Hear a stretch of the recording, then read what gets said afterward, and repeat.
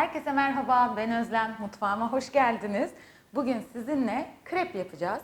Herkesin derdidir böyle tiril tiril, incecik, böyle yerken boğazınıza takılmayan, lezzetli bir krep yapmak herkesin ortak problemi biliyorum. Benim problemim değil diyenleri de tebrik ediyorum. Çünkü krebi tutturmak ve hep aynı ayarda yapmak biraz zordur, biraz sıkıntılıdır. Mesela bir gün yaparsınız mükemmel olur. Bir süre sonra yaparsınız aynı şekilde yaptığınızı düşünürsünüz ama gene olmadı dersiniz. O kadar ince ayrıntıları var ki aslında dikkat etmeniz gereken. Bugün biraz onlardan bahsedeceğim ve ben nasıl krep yapıyorum size onu göstereceğim. Mesela bu ince ayrıntılardan biri içine eritilmiş yağ koymaktır. Krep harcınızın içine eritilmiş yağ koyarsanız pişme esnasında yağ da diğer malzemelerle böyle homojen bir şekilde birleşeceği için çok daha lezzetli bir krebiniz olur ve pişerken de kurumasını engellemiş olursunuz. Bu arada krebi pişireceğiniz ateş de çok önemli. Çok harlı bir ateş yaparsanız çok hızlı pişer. Ama ağır olursa da bu sefer yine bir kuruma olabilir ağır olduğu için. Orta ateş idealdir. Bir şehir efsanesi vardır biliyorsunuz. İlk krep her zaman yapışır diye. O konuda ben de bir iddiada değilim. İlk krebi her zaman tadına bakma amaçlı yiyorum zaten ben. Şekli şemali çok önemli değil. Yaparken de şimdi size nelere dikkat ettiğimi tek tek göstereceğim ve muhteşem bir krep yapacağız beraber.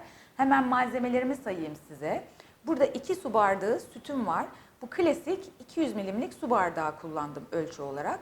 2 su bardağı süt, yine aynı bardakla 2 su bardağı da un. Böyle çok tepeleme değil, silme su bardağı. 2 tane orta boy yumurta.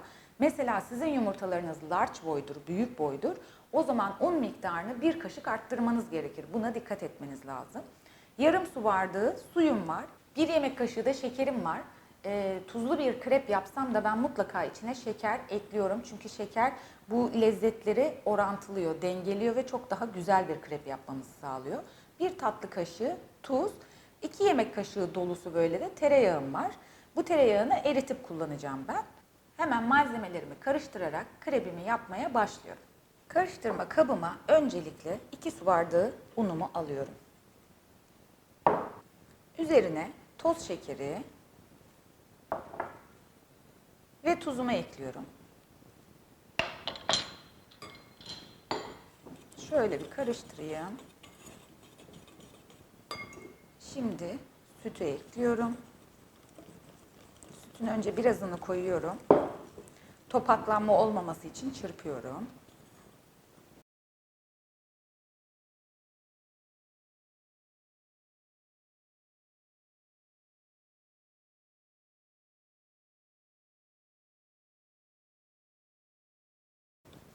Hiçbir topaklanma kalmayana kadar karıştırdım. Şimdi suyumu ekliyorum. Evet, artık yumurtalarımı ekleyebilirim.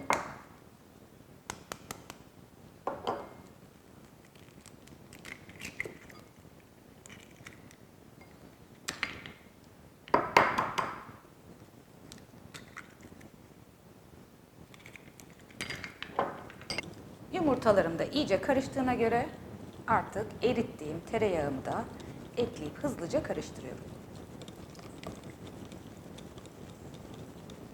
Burada tereyağı yerine margarin veya sıvı yağ da kullanabilirsiniz ama ben lezzet açısından tereyağını tavsiye ederim.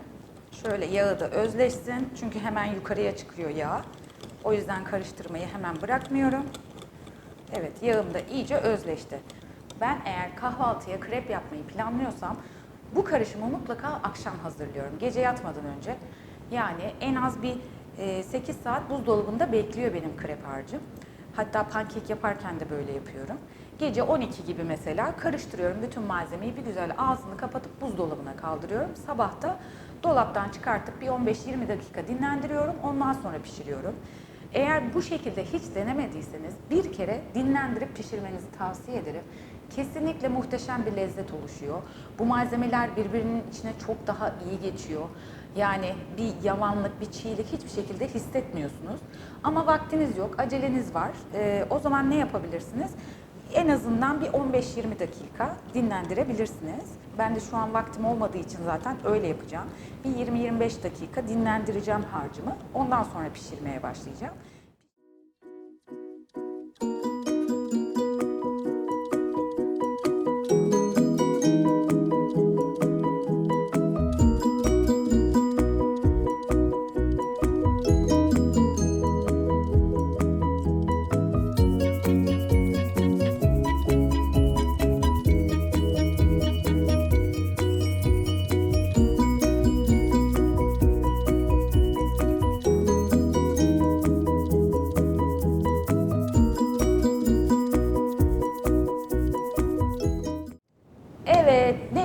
Kreplerim gördüğünüz gibi hazır. Benim verdiğim ölçülerden 11 tane çıktı. Bu sizin tavanızın büyüklüğüne göre değişebilir. Benimki orta boyda bir tava. Şimdi görüntülerini göreceğiniz üzere ipek gibi bir dokusu var. Krebinde olması gereken doku bu zaten. Bu dokuyu neye borçluyuz? İçine eritip koyduğumuz tereyağına artı krebin hamurunun o sıvı kıvamına borçluyuz. Artı pişirirken de gördüğünüz gibi çok az sıvı yağ damlattım tavama. O şekilde pişirdim. Bunun da etkisi var tabii. Tavada kurumuyor krep bu sayede. Bu verdiğim ölçülere uyarsanız, verdiğim püf noktalarına dikkat ederseniz, bir de ateşinizi iyi ayarlarsanız bu krebin aynısını yapmanız kesinlikle garanti. Yine hatırlatmakta fayda var. Bence sabah kahvaltısına krep yapacağınız zaman geceden bu karışımı hazırlayıp buzdolabına atın ve öyle pişirin. Kesinlikle lezzeti muhteşem oluyor. Bu unun içerisindeki gluten genleşiyor, çalışmaya başlıyor bu beklediği süreçte. Çok daha lezzetli krepler elde ediyorsunuz. Kanalıma ilk kez geldiyseniz yeni gelecek videolardan haberdar olmak için abone olmayı unutmayın. İzlediğiniz için teşekkür ederim. Hoşça kalın.